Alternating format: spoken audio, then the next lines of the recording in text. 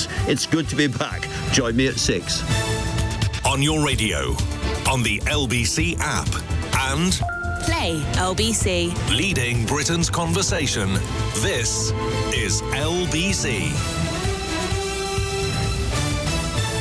From Global's newsroom at 6 o'clock, successful asylum seekers will be temporarily blocked from trying to bring their families to the UK to join them.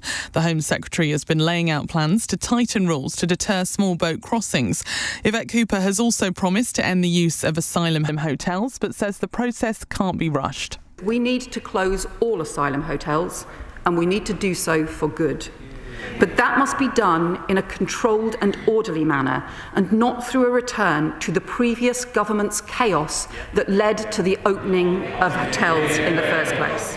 Reform and some Tory MPs say she should look at leaving or suspending the European Convention on Human Rights. A man who assaulted a police officer in Essex has avoided prison. The attack happened during a protest outside a hotel housing asylum seekers in Essex. A plane carrying European Commission President Ursula von der Leyen has landed safely after it was hit by GPS jamming over Bulgaria. A spokesperson has blamed Russia. And summer 2025 was officially the UK's warmest on record. The mean average was 16.10 degrees Celsius, which beats the last record set in 2018. In the city, the FTSE 100 has closed up 9 points at 91.96. The pound buys $1.35 and €1.15. LBC weather, showers becoming confined to northern and western areas as well as southern coasts tonight. Mostly dry with clear spells elsewhere, but heavy rain in the southwest by dawn, lows of 10 degrees. From Global's newsroom for LBC, I'm Amelia Cox. This is LBC from Global, leading Britain's conversation. It's 6 p.m. Now, Tonight with Andrew Marr. Good evening. Autumn. A new political season begins. As it does, I would like briefly to look back at this summer. Because if you viewed it mostly through social media, you know it has been a very angry one. Great crowds of flag-waving patriots against the asylum hotels, and passionate crowds of anti-fascists against them.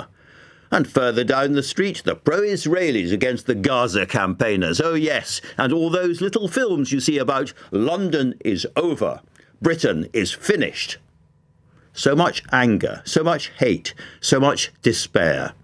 And what I want to say is that all this is not in general bad or wicked people trying to turn us against one another. No, this is what the algorithms are designed for. Social media is selling ringside seats for a carnival of hatred, a spectacle designed to tear us all apart. And my plea is, don't let's fall for this. Personally, I think that if Labour doesn't solve the migration crisis, it'll be turfed out at the next election. Simple as that. But if you put away social media and you walk out into the streets and you look at actual, real, three-dimensional people, they mostly smile back at you. And if you look around you, you don't hear much screaming or you don't see a collapsing country. You see perfectly decent, ordinary people rubbing along, getting on with their lives and inclined, by and large, to rather like each other. Now, that is Britain. That is the real us. Let us not be fooled. But the border crisis is real. If Labour can't stop the boats, and so far they can't, then they'll be kicked out and Reform and the Tories will come in and do it a different way. Ministers, I think, do understand this, which is why the first big parliamentary moment came today in the past few hours with the Home Secretary, Yvette Cooper, on that very subject. She told the Commons she was tightening the rules about family members of asylum seekers being allowed into the country. We do need to address the immediate pressures on local authorities and the risks from criminal gangs using family reunion as a pull factor to encourage more people onto dangerous boats. Therefore, we are bringing forward new immigration rules this week to temporarily suspend new applications under the existing dedicated refugee family reunion route. Until the new framework is introduced, refugees will be covered by the same family migration rules and conditions as everyone else. All very well, but it seems to me that the biggest shift in policy we've seen around the borders and immigration came from the senior cabinet minister, Pat McFadden. He has been dropping broad hints that Britain will move towards a full-scale ID card system, a digital one. That would mean illegal migrants couldn't get work in the black economy nearly as easily, and that would remove one of the biggest pull factors that make the UK so different from many other European countries. Candidly, I think this is essential. So let's hear now from Peter Hyman, who used to work with Tony Blair and authored Labour's 5 missions alongside Keir Starmer. He's just started a new Substack, Changing the Story, and he's now another advocate, I think, of digital ID cards. Peter, for people listening, this might seem a bit abstract, ID cards. Why do you think it matters so much? It matters because you need to know, to start with, who's in the country and what they're up to and whether they're accessing services or not. So one of the pull factors to Britain is, unlike a lot of other countries in Europe, or most of them, probably all of them, there isn't an ID card, so people can disappear, as you've said, into the black economy.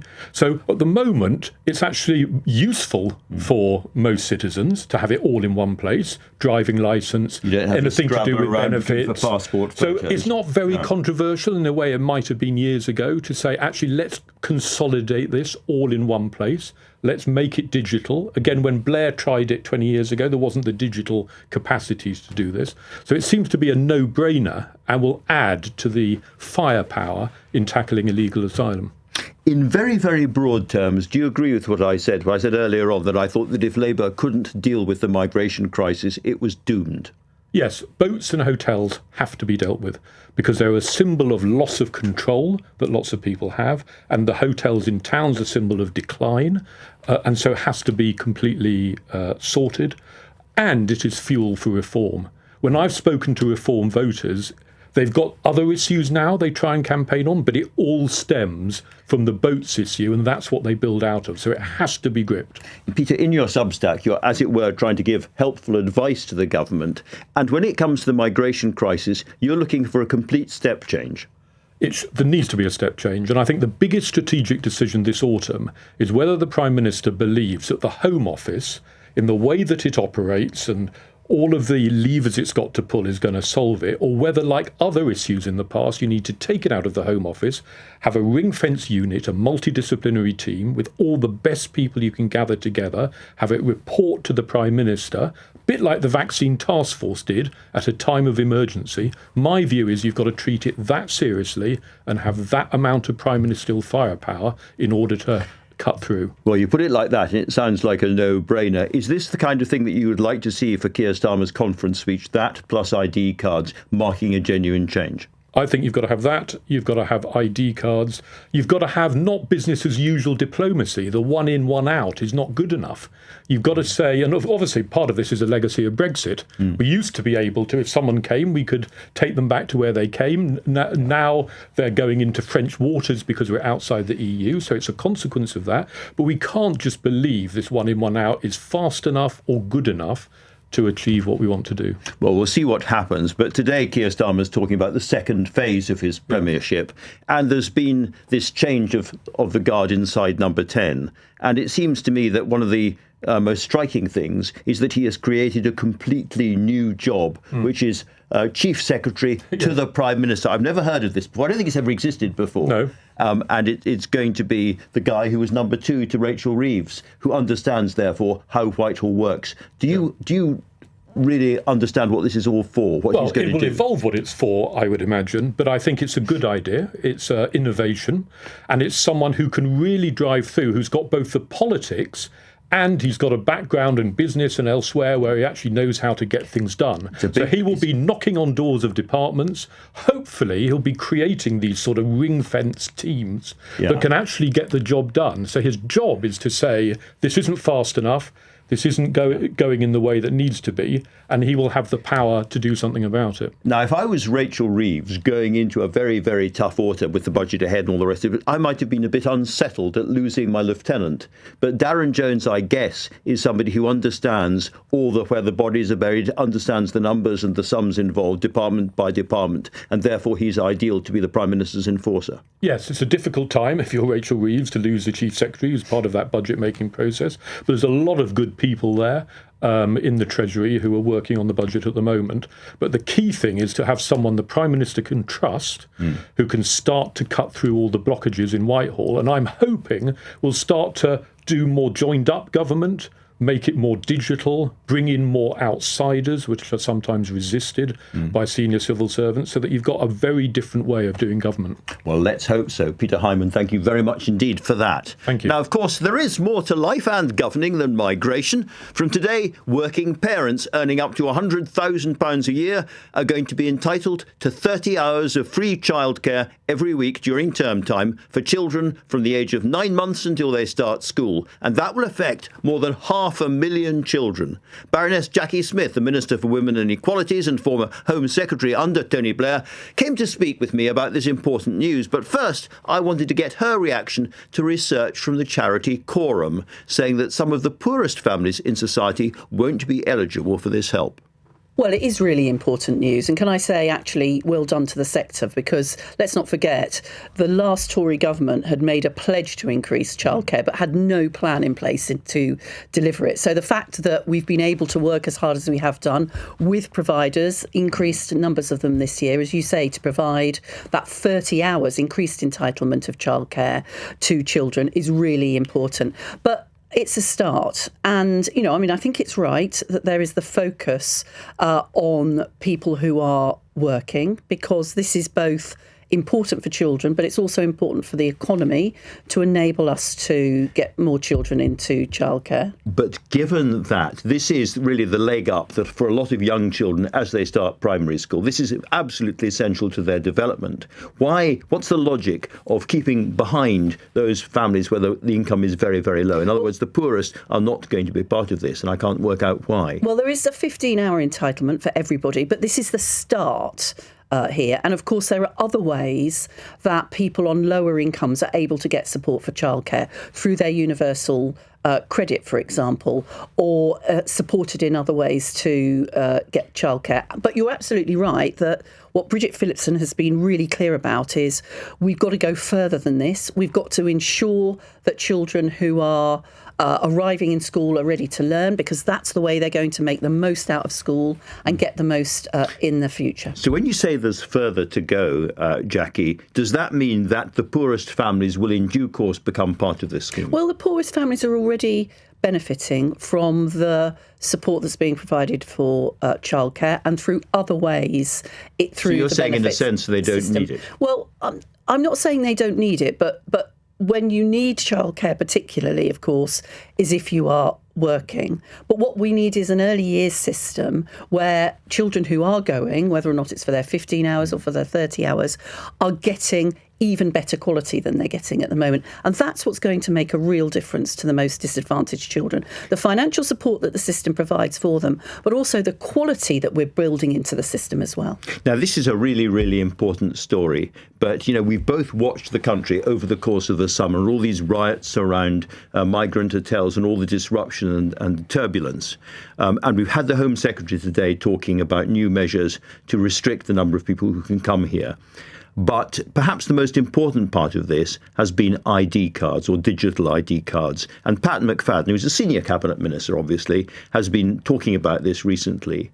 How important do you think digital ID cards would be to give people the sense that the government had a grip on who was here and what they were up to? Well, there's a lot of things that Yvette has been talking about today in her statement as to demonstrate the detailed work that the government is undertaking to put back capacity into the asylum system, to return 35,000 more people this year than last year, both prisoners and those who have failed asylum cases. But she also did mention that there will also be a ramping up of the enforcement of those with the right to work. And that's people using exactly that sort of digital ID in order to be able to check that people have got an entitlement to work. The trouble is more and more and more people have been coming illegally here. And we know that one of the reasons is that unlike most European countries, they can go straight into the black or grey market and start to earn money as, delivery drivers or whatever it might be. And that makes us different from other European countries. And therefore, the case for an ID card for everybody, so that this cannot happen, seems to be absolutely crucial. Well, Andrew, you may well remember you don't need to persuade me of the significance. Well, of course, because you were the Tony Blair government did exactly this, and then at the last minute it was stopped. No, it was stopped by the Tory government. The first thing the Tory government did was to remove the ability to develop the sort of digital ID scheme that we were developing. But there is already, so the Home Office is already taking action on this, already through biometric visas, for example, through digital ID related to the enforcement of working conditions. Because I think you're right about that. These are important but relatively small bits of it. Do you think this government is going to introduce a digital ID card? Well, I think the priority at the moment is tackling the dreadful criminal gangs who are understandably concerning people in the way in which they're both exploiting people, and they're also suggesting that our borders are not secure in the way that people want to see that they are. Now, they are more secure than they were, but we know that that has to be the first priority in the work that we're doing. How are they more secure? Because more and more people are coming in. Because more people, well, first of all, that's just true. One of the things that Yvette has been able to announce to the House today, when she's been talking about what's been happening over the summer, is the increased work that we're now able to do with the French, the change in law that the French are doing to help to. But with respect, none of this has changed anything. The numbers go up and up and up. We get these announcements about smashing the gangs, announcements about the French, and still the numbers go up. And we are seeing more gangs being tackled. We are seeing this. Yeah, there are larger numbers of actions being taken, for example, by the National Crime Agency in order to tackle that. It seems to me that the gangs remain resolutely unsmashed. Well, they were allowed to get a foothold into our immigration system over a period of not just neglect by the last government, but frankly irresponsible action, such as reducing the amount of resource that was being put into dealing with asylum claims as quickly as they should be. As a government, we have restored those things. Of course, there's further that we need to go, Andrew. You know, I'm as frustrated as very many other people in the country about bringing that to an end. But that was never going to happen overnight, given the way that it had been allowed to really get the foothold that it has done. We've been talking about the Home Secretary. One of the things that she's said is that she wants to end all the asylum hotels. Do you have a deadline for that? We've said as a government we want to close all the asylum hotels by the end of this Parliament. And of course, we have already reduced the amount of money that we're spending on asylum hotels, and we've already reduced the number of hotels from 400 at a peak by the end of this Parliament, at the next election, there will be no asylum hotels in the UK. Look, we want to close asylum hotels as much as others want to as well. And in order to do that, you've got to tackle at its roots through the sort of unglamorous hard work that the Home Office is doing, both the pull factors, as you've identified, but also the practicalities in terms of how you can prevent people from getting into those boats and coming here. That's why work with the French is so important. Work that the last government failed to do, whether or not it's agreements with the French, with the Germans, returns agreements in Iraq and elsewhere. Those things are unglamorous. There is not an easy way to solve this problem, but as Yvette Cooper has identified today, there is an enormous amount of work going on. Like so many people around this government, you remember the Blair years very clearly. Would you like to see ID cards for the UK? Look, I think the priority, as I've said, is... You're dodging my question, because the answer is yes. I wish the Tory government hadn't come in and proudly, as the first thing that they did, done away with ID cards. But my point, Andrew, is, it was never about the card. It was about the digital ID. And as Yvette has said today, we are already, and the Home Office is already using digital ID to make sure that people are not able to come here and just go into the labour market in the way in which you've described. All right, Baroness Jacqui Smith, thanks so much for coming in. Thank you. And yes, the unmistakable sound of deck chairs being hurriedly rearranged was ringing around Westminster this morning as the Prime Minister reshuffled Downing Street officials. But how much should the rest of us really care? You're listening to Tonight with Andrew Marr. Time now, 6:19. This is LBC.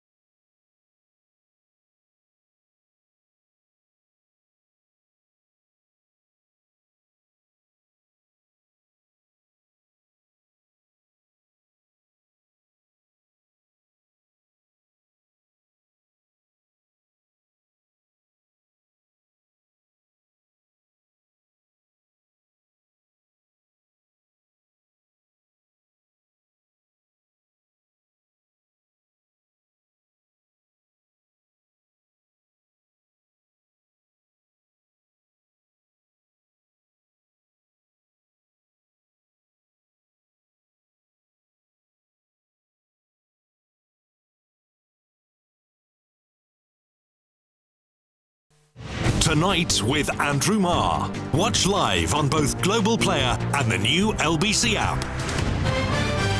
Right now, over the past few weeks, there's been a lot of chatter about a reshuffle.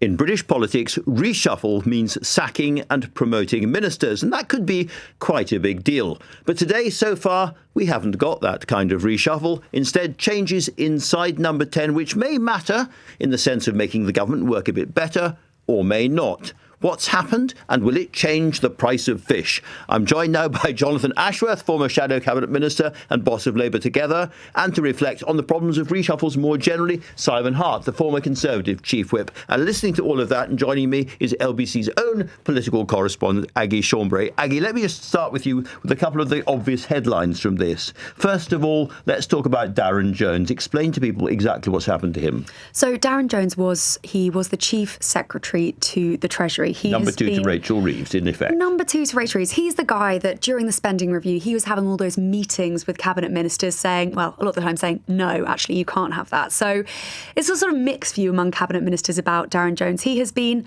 I think it's fair to say, although, Andrew, it's honestly so unclear, he has been promoted to Chief Secretary to the Prime Minister. And if you haven't heard that title before, it's because, well, it didn't exist until today. Completely new job, yeah. It's a completely new job. And so he is going to be, as far as I can tell, going on the morning round a lot, doing a lot of broadcasts. He's going to be in charge of various things in Number 10 that people are a bit confused by, because they're the type of things that he was going to be involved with. People thought maybe the Prime Minister should be doing. So a bit of confusion there. He's going to be replaced by James Murray, who was previously sort of the deputy to Darren Jones. Well, let's just stop with that one, because that's confusing enough. We hear, Jonathan, that the Prime Minister, Keir Starmer, is very frustrated that he can't get more done, he can't be more effective inside the machine. And I think a lot of folk listening to this will be saying, hang on a second, the man is Prime Minister. Why should he be frustrated? Well, I mean, he is hoping that this reshuffle of his senior staff in Downing Street gives him the muscle and firepower to translate promises he's made on the steps of Downing Street into delivery on the ground in people's communities and in people's real lives. I think everybody who walks into Whitehall, walks in as a minister, sort of assumes that there's a sort of lever that can be pulled or a button that can be pushed, and that somehow what they want to achieve happens. And it doesn't work like that. And I think what he's found frustrating is that the system has been too inert, that there has been too much bureaucracy, and he will want Darren Jones to act as a sort of enforcer across Whitehall, to put a bit of stick about, to wield some clout, to sort of bend the will of Whitehall to his policy agenda. And he knows he's got to do it because he looks at the opinion polls. Although the next election is 2029, actually, in Whitehall terms, you've got about 3 years now to get this right. Yes, if you don't get it right, you're in trouble. And I think, Aggie, somebody said to you this is his last chance. Indeed. So I was asking somebody whether this reset was going to work. And this is somebody in government who is always extremely loyal. They said, well, it's got to, because we're running out of time. Simon, I started at the beginning of this by saying that normally a reshuffle is a reshuffle of ministers. And frankly, the public will only notice if the Chancellor of the Exchequer or the Home Secretary or whoever it is moved. But there are reasons why a Prime Minister like Keir Starmer or any Prime Minister might be cautious about reshuffles generally. And I think as former Chief Whip, you know why. There are many reasons why I think he would be wise to be cautious. And I mean, mate, we just touched on it here. There's a whole lot of names being bandied around, which not even I've heard of. And who are these people? And will they be resonating across households across the UK? Will people be thinking, oh, thank God for that, we've got a new Chief Secretary to the PM. Everything, all is well in the world. Of course they're not. All that matters is outcomes. All that matters is outcomes. And part of the problem here isn't the bureaucratic machine grinding rather slowly, although it probably does. It's a fact that for years, and we're all guilty of it, promises have been made of instant gratification. Whatever the problem is, we're going to solve it. We're going to solve it quickly, and we're going to solve it free of charge. And guess what? It isn't that easy to tackle these huge global problems. And so no wonder people get sort of hacked off and they get sort of rather impatient. And as a result, you can change these people all the time, but unless the outcomes change, it won't make a jot of difference. Very interesting. Let me move on to another big change, which is somebody called James Lyons, who's Director of Communications, an absolutely crucial role, and people will be thinking back to the thick of it and Malcolm Tucker and Alistair Campbell before that, all sorts of figures, Git O'Harry in the years of Boris Johnson, big figures who, as it were, spoke for the Prime Minister, who bullied these journalists, should it be said, enticed them, gave them scoops, guided them, and all the rest of it. And it seems to me that Keir Starmer doesn't really have anyone like that. So James Lyons was sharing the role with Steph Driver, who's remained, and actually she is very, very popular within government. But it's a bit strange because he came in as this big figure to deal with the communications of the government. And quite quickly it seemed he was actually just taking care of the long-term grid. So as you say, I think there has been frustration within government that there hasn't been this kind of big person taking control. There is now a new person supposedly taking control, Tim Allen. He's a former advisor to Tony Blair. He's returned as Executive Director of Communications. Whatever that might mean. There's lots of ex-Blairites around again these days, Jonathan, isn't it? Is this because when you're looking around for expertise, they were all, it was the Blair government, so you didn't have much choice? Well, look, Tim Allen is a man of considerable heft and experience. And wealth. Well, he's a successful business person, and that's a good thing. We in the Labour Party are pro-business. Intensely relaxed about people being filthy rich. As long as they pay their taxes, Andrew. So, look, he will bring in a strategic grip to communications. I think James Lyons, who's moved on, was always planning to do about a year or so. Anyway, but in the end, as Simon was saying, the names, interests us in Westminster because we know, or certainly us in the Labour Party know these personalities. But in the end, what matters will be policy delivery. And this government has got to get on with sorting out the economy and easing the cost of living pressures, the NHS, and indeed stopping the boats. That's what it will be tested for. Fair to say, Jonathan, that particularly looking back over the summer, things have not been working as they should. In what way? Across government, if they had been, you wouldn't be needing to be doing this. Well, I don't think that. I don't think that's fair. What the government would say that they are beginning to turn around the oil tanker of NHS waiting lists. That on the economy, yes, we all know that people are still finding it tough, but interest rates have been trending down. There's more investment going into things like childcare, which the government have been talking about today. And of course, I think gradually, as we build up towards 2028 or 2029. I believe people will see those improvements in their lives, and the government needs to demonstrate that they're improving people's lives. It absolutely must. Simon, you wrote a book about the experiences of being chief whip. One of the things we've noticed about this government is that the gap between number 10 and Labour MPs and their sentiments, particularly around the welfare revolt, was too wide. How important do you think it is to, we've been talking about Darren Jones, one of his jobs is going to be connecting with the Parliamentary Labour Party. And I think the problem, strange enough, is worse with the bigger majority.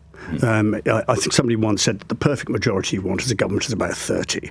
It's sort of big enough to win your votes, but small enough for people to keep concentrating and behaving themselves. Once you've got one which is in three figures or whatever it is. So Keir Starmer's majority is simply too big. Well, the trouble is with the majority, there's a lot of people who've obviously worked out already that not only are they not going to get a job, probably, they're not going to get a peerage, probably. And they might lose their seats. It's a pretty good chance they won't even get re-elected, possibly, in 2028. So when you've got that situation, you've got groups of people who think, I've got nothing to lose here. I might as well make a name for myself in whatever my particular area is. And they can become quite attractive people to go to if you're a journalist for information about the way things work. True. And they've got nothing, we've all been there, the tempting lunches and all that sort of stuff. And that is very difficult for the government of the day to handle. So, as I say, I think Jonathan's right, of course. It is all about the delivery,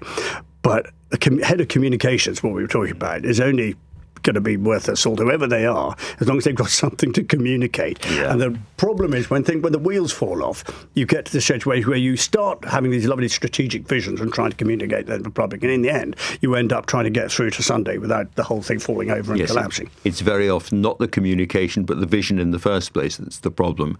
Let me ask about one other person, which is Baroness Shafiq, who was the Deputy Governor of the Bank of England. She's been on this show herself in the past. And she's been appointed the Prime Minister's economic advisor or senior economic advisor. And it's quite a bizarre thought that he hasn't had one before. And a lot of people would look at this government and say one of the problems has been that the Treasury has run so much and number 10 hasn't really had a handle on the Treasury. And that's going to be her job, I guess.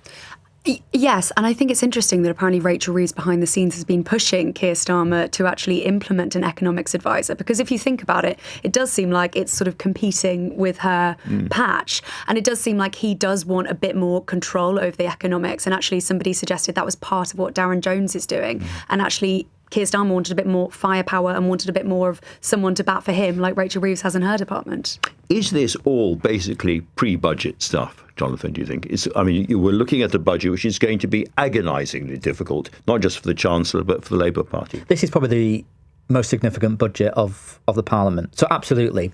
And I think number 10 wanted economic firepower and capability rebuilt in number 10. I always say that, I was a former special advisor to Gordon Brown in the Treasury. I know how the Treasury operates. The Treasury is a bit like the queen on the chessboard. It can move across the chessboard and can dominate, whereas number 10 sort of moves one like the king moves one space at a time. There's asymmetric information. The Treasury know what's going on, and if they want to withhold from number 10, they can. So having heavyweight economic capacity in 10 Downing Street is very, very important.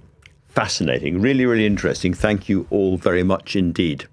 Now, the Home Secretary's set-piece migration statement in the Commons today was closely followed by the Foreign Secretary, David Lammy. Our political editor was in the House watching him, and she'll be with me to give us a summary of what he's said. But first, the time is 6:32 and Amelia Cox has your news headlines. A former Home Secretary has told LBC the Conservatives allowed criminal gangs to get a foothold in the UK's immigration system. Speaking on Tonight with Andrew Marr, Baroness Jacqui Smith says the current Labour government wants to go further on tackling small boat crossings. A former MP who resigned after facing allegations of sexual misconduct has died aged 59. David Warburton represented the Somerton and Frome constituency from 2015 until June 2023. He'd denied the allegations. And the Met Office has confirmed that this summer was the UK's warmest on record. The mean average temperature was more than 16 degrees Celsius, higher than the previous record set in 2018. LBC weather, showers becoming confined to northern and western areas as well as southern coasts tonight. Mostly dry with clear spells elsewhere, but heavy rain in the southwest by dawn, lows of 10 degrees. Nick Ferrari at breakfast on LBC. Do you realise now that we have a government that is prepared to employ legal advice so that they can act against the interests of the local people and for the interests of arrivals or migrants? That is the reality. We have a government department that will sanction the expenditure of fairly costly legal representation to ensure that the interests of the migrants surpass the interests of the local people. That's how this government chooses to treat the electorate. Nick Ferrari at breakfast. Back tomorrow morning from 7. Listen on your radio, on Global Player and the new LBC app.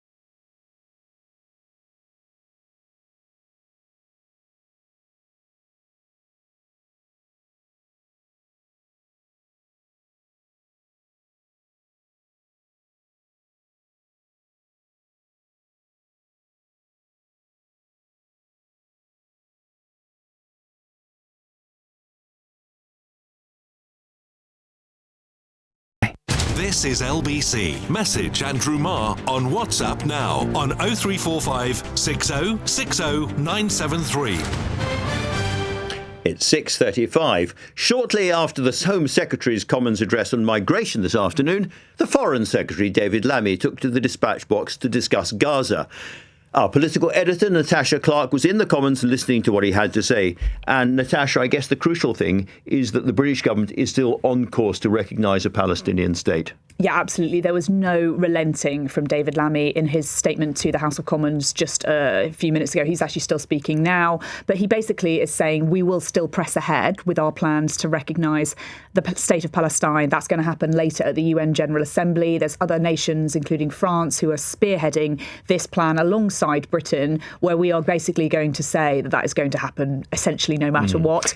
There were some very stark words from David Lammy in the Commons there, talking about exactly why we need to act now, and some very implicit and explicit criticism of Netanyahu, basically saying that his offensive in Gaza City is making the whole thing worse, making peace far less likely. But listen to this, Andrew. 130,000 people at risk of starvation in Gaza within the next year, 300 people who have already died of starvation, and 190 children. And he called it a man-made famine, I think. He did, yeah. He said it was man-made. He said this is something that we can stop, and basically vowed to do all he could to put pressure on the Netanyahu government to try to make sure that would not happen. He hit back too at those who say that this would just reward Hamas. He says it will do no such thing. He talks about how security comes from stable borders. But make no mistake, Andrew, this is going to be a huge political fight for him. On one hand, he had Labour MPs urging him to go far further in Gaza. He's defended the government's record, saying we've already suspended trade negotiations. We've already sanctioned Israel to the extent we can do so. But on the other hand, you have Priti Patel, the Conservatives, others saying actually this is the wrong road to go by. You have the hostage families as well, who are very unhappy with the situation of trying to recognise Palestine as a state at this point. Yeah, I thought the really interesting thing about this, we're always looking at government trying to work out how gritty, how tough it is. Now, they've been under huge pressure from the United States and from Israel to pull back from this policy, and they haven't. Yeah, absolutely. And it's actually really interesting the way that Keir Starmer has balanced this between Donald Trump. And, remember when he was sort of asked about this when Trump has been over in the UK over the summer, he very, very easily dodged those questions and was able to basically defend his policy, even with the fact that Donald Trump and their Secretary of State completely disagreeing with it. And I'm sure that will come up at Donald Trump's state visit when he comes over. I'm sure that's going to be absolutely at the height of tensions around recognising Palestine. Well, I'm glad you said that, because we're going to come on to talk about that with an American commentator very shortly indeed. But one last question. Since we last talked, we've, of course, had the your party breakaway, as it were. Not breakaway, because he'd been kicked out already, but Jeremy Corbyn and Sultana. Spin-off party. Spin-off party, left-wing party. Does that change, do you think, the politics of Gaza at all? I think it just heightens the pressure on Sir Keir Starmer, and he was already facing it, let's be honest. He has always faced pressure from the left wing of the Labour Party on this, but this brings it completely to the front. Jeremy Corbyn and Zara Sultana's new outlet is absolutely a sort of pro-Gaza, pro-Palestine party that will only heap further pressure on the Prime Minister, and he is already facing a vote fragmentation on this party. Indeed, and they're doing quite well in the polls, early days. Natasha, thank you very much indeed for that. Meanwhile, an overwhelming majority of genocide scholars has concluded that Israel's actions in Gaza do meet the definition of genocide. To talk about that and Britain's path towards recognising a Palestinian state, I'm joined by the leading Turkish-American commentator and Democrat, Cenk Uygur. Cenk, thank you very much indeed for joining the show. First of all, this declaration about genocide, it may not surprise people who've been studying the situation. Does it make a difference, do you think? Well, look, we give Israel way too much latitude to begin with. This is not an interesting debate. It's obviously a genocide. And all of their talking points are the same talking points that, that every country or empire that has ever committed a genocide uses. So in the Armenian genocide, the Ottoman Empire said, they were hiding behind their civilians. We were doing self-defense. We had to move them for their own good and our own good. So these are all the same things we've heard before, ethnic cleansing and genocide. The monstrous actions of the Israeli government would really be classified as terrorism if it was any government other than Israel. We constantly make special exemptions for them. And at this point, people are rightly beginning to ask, why? Why do we have to make all sorts of special exemptions for Israel? We don't. They're committing a genocide, and it's abominable. We should act very aggressively against it. So your president, I say yours lightly, Donald Trump, is still chasing a Nobel Peace Prize. And one of the things he keeps talking about is the peace negotiations around Israel and Gaza. Where are they now? Where are they left? Well, so Hamas has accepted Netanyahu's terms, so we should have a ceasefire right now. But of course, as soon as they did, Netanyahu changed the goalposts. That's what he always does. Now, he went from let's do this in phases to now, oh, okay, you accepted the phase portion. Now I'm saying I'm going to do it in lump sum. And you know why? And everybody knows why. Because he doesn't want peace. He's the one that's been blocking peace the entire time. And we all know the internal politics of Israel. If he loses the right wing, honestly, the Ben Gvir and Smotrich are outright fascists and obviously racist and obviously genocidal. But if he loses their support, he loses the government. He can't win re-election and he might go to jail. So he's not basically Smotrich and Ben Gvir are running this government. Netanyahu is very happily going along. He has said that his mission is a greater Israel. He talks about Judea and Samaria. And he said, and they've already voted that Palestine is never going to be allowed to exist. So what is this? So what, you're going to keep 5.5 million Palestinian prisoners for the rest of our lives? And we're supposed to accept that they're your prisoners and hostages, and you're going to run a dictatorial government in the West Bank and Gaza Strip? And now you say there is no chance for peace. And one last thing, even the Israelis now, all the scholars, their military, etc., are admitting and leaking to the press that yes, Netanyahu put an unachievable objective of basically eliminating every Hamas member. They know that they can't do that. That's not a thing that can be done. And the point is, so that we never get to peace. Why? They already have 75% of Gaza. They're going to try to take 100%. And meanwhile, as we both know, settlers are pushing further and further into the West Bank. There's more and more trouble there. More and more Arab people are being killed there. What do you think this means longer term for the future of the State of Israel? Is this lethal for Israel? So look, first of all, they do so much propaganda. One of them is, oh my God, Israel's a right to exist and people are going to come wipe us out. Nobody's wiping out Israel. They have nuclear weapons. They're the only country in the world that has Iron Dome. They curiously had a stand down order for 6 hours on October 7th. Otherwise, they're nearly an impenetrable country. They also have a bigger and more lethal military than the rest of the Middle East combined. So there is no existential threat to Israel at all. It is either utter delusional paranoia by the Israelis or just outright propaganda to make it seem like they're the ones in danger. No, they are not, David. They are Goliath, and they are crushing everyone around them. And yes, you're right. They're now having a discussion reported by Axios just yesterday. Should they annex the West Bank 10%, 30%, or 60%? So they're going to annex the West Bank as well. They're setting up greater Israel. Unless you have this weirdo special exemption for Israel in your head, what they're doing is super obvious. They're taking the land of their neighbors and pretending it's self-defense. Let me turn to American politics, because I know you cover that a lot as well.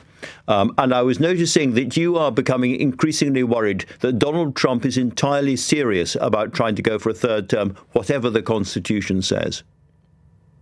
Yeah, so Donald Trump has authoritarian tendencies. That's why I voted against him. I worked hard against him.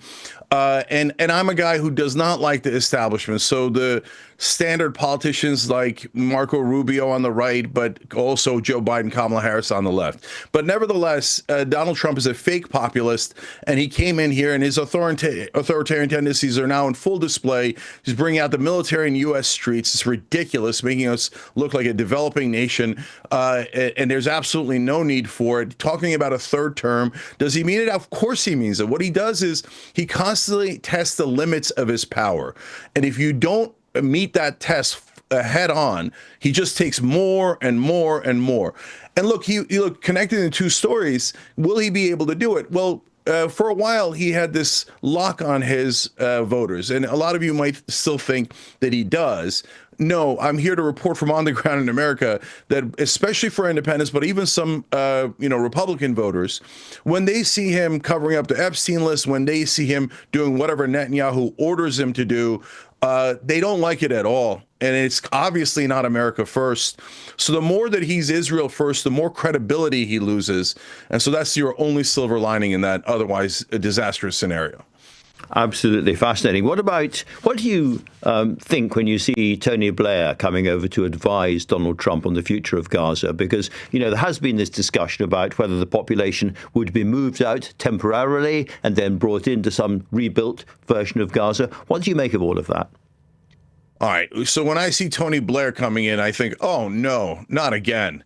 So, look, let's be honest. Tony Blair was among the people who helped start the Iraq war. And at the time, Israel said Iraq was their number one enemy. Iraq had not attacked America or the UK.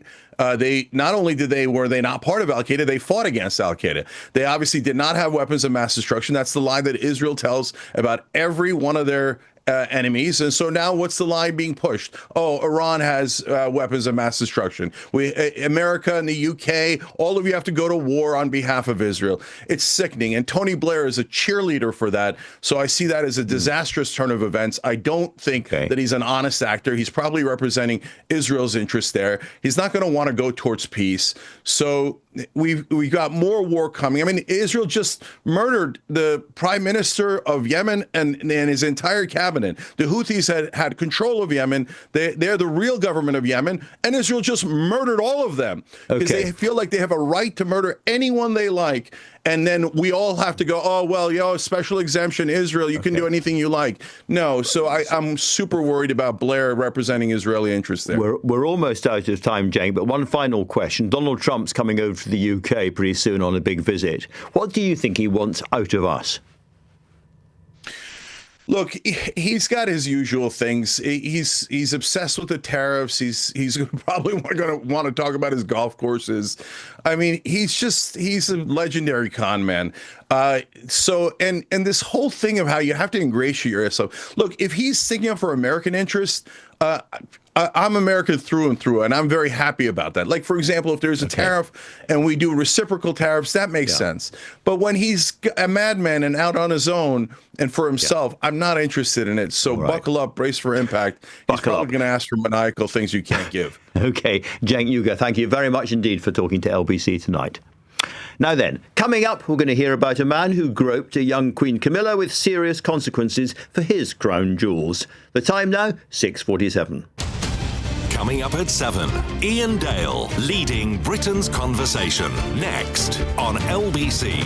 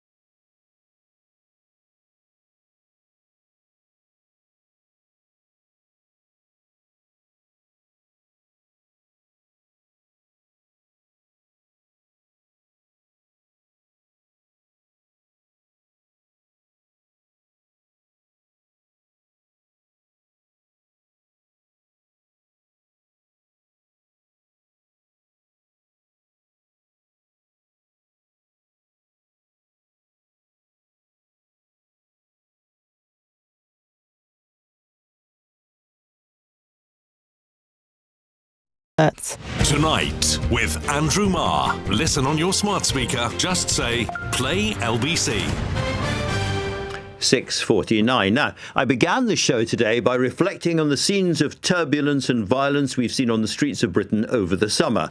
Is this, as some commentators have suggested, the beginning of some kind of English revolution?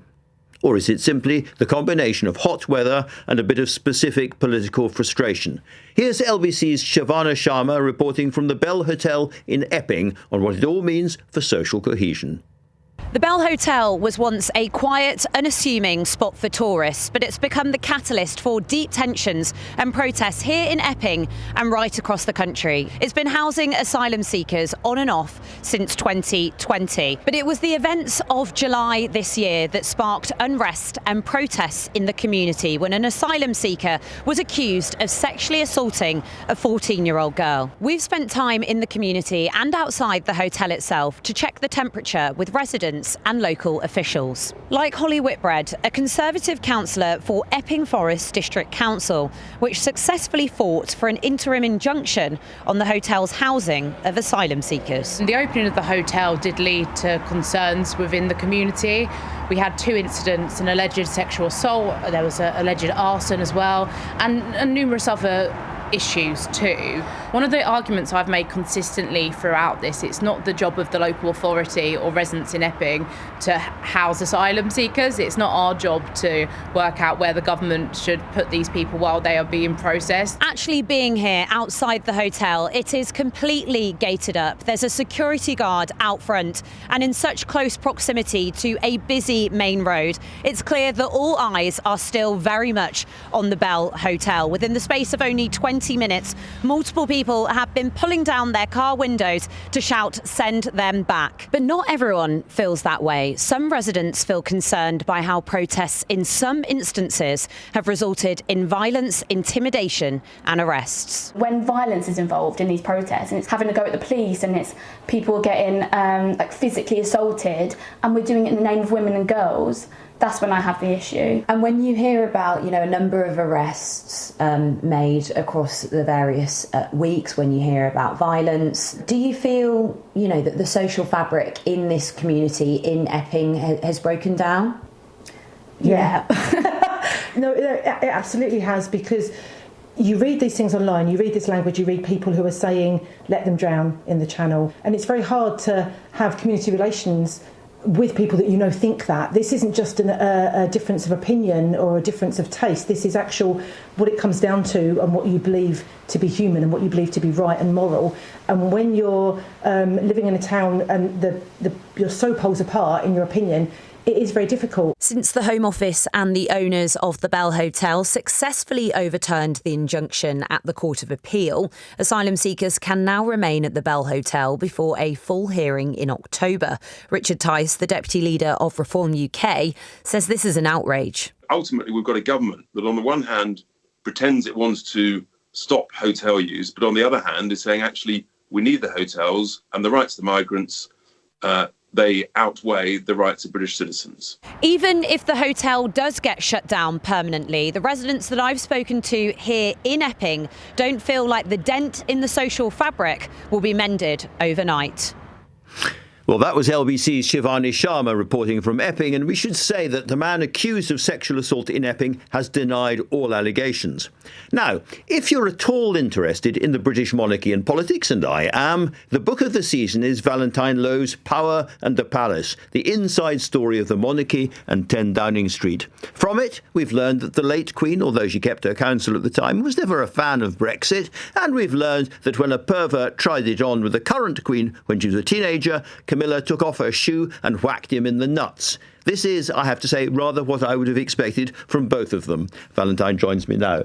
Congratulations on the book. A very, very entertaining read so far, I have to say.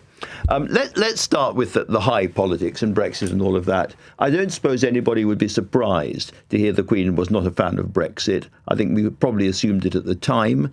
But she was very, very careful. I'd say, on the contrary, there's been a certain amount of pushback, I think, for those who are devoted to Brexit. The mere suggestion that the Queen had any doubts about it. So you and I might think it's not surprising, but the true believers don't believe that.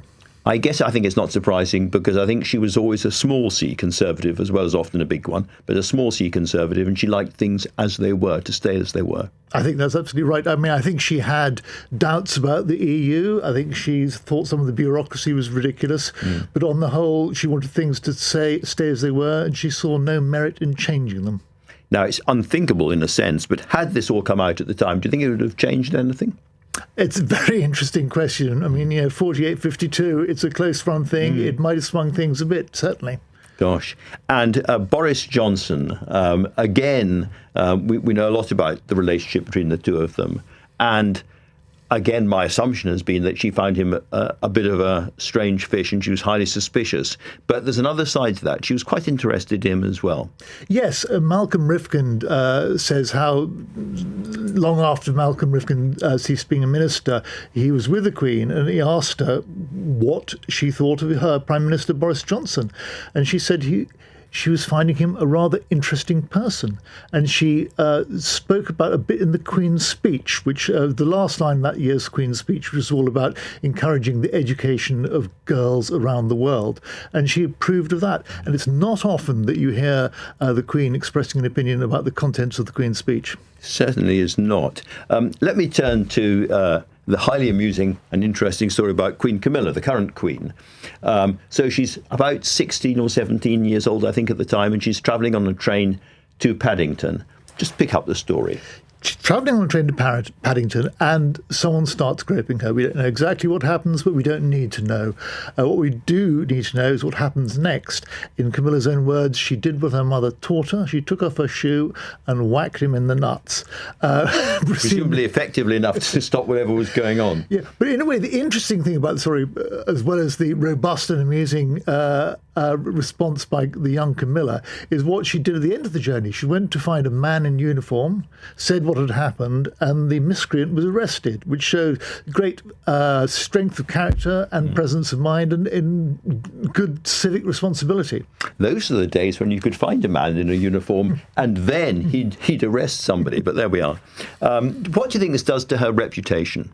Nothing but good. A former colleague of mine said about this that it's the best PR she's had for years. I mean, most people think she's a good egg, and this reinforces that. It shows, as I said, it shows her strength, strength of character, her presence of mind. It shows the Camilla we all know exists. Now, your book is obviously about the relations between the palace and Number 10, and a lot of people, I think I was probably one of them, thought that the current king might be a problem because he had lots and lots of strong political opinions, the famous Black Spider letters, and he was worried about what was going on in the Amazon and Brazil and China and the Uyghurs and so forth. And it was said at the time there was going to be, when he became king, there'd be trouble, and there has been absolutely none at all.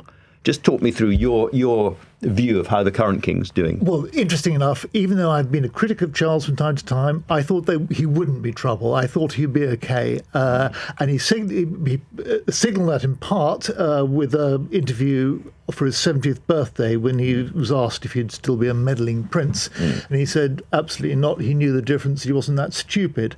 And it's interesting that he, in the first few days after he acceded to the throne, in his first 3 or 4 speeches, he referred to the Constitution in every single one. And that was his way of signalling that he was going to respect the Constitution. He was going to be a good constitutional monarch. And he's found other ways of doing what he wants. He doesn't make speeches. He doesn't annoy ministers anymore. But he sort of does things like brings people together for receptions in Downing Street. He's enjoying himself, isn't he? He's definitely enjoying it. I mean, he had a reception at Buckingham Palace for people from the Windrush generation who'd had their portraits painted, and he didn't need to say anything. He said it all with that. He said about how the importance of these people to Britain just by having them there. Good for Kingy. Valentine Lowe, thank you very much indeed. Now, if you've missed any of today's show, you can listen back on Catch Up on both Global Player and the LBC app, where you can stay up to date with all the latest news and opinion. You can put your news categories in the order you want them. You can pause, you can rewind live radio and listen to a range of podcasts. So download the official LBC app for free from your app store now. Coming up at 10 on LBC, it's Ben Kentish. But right now, it's time for Ian Dale. Thank you very much, Andrew. Good to have you back. And it's back to school for MPs today. And it's been a day when the government has tried to regain the political initiative. Every asylum hotel will be closed for good by driving down the numbers in supported accommodation. Yvette Cooper has been making a statement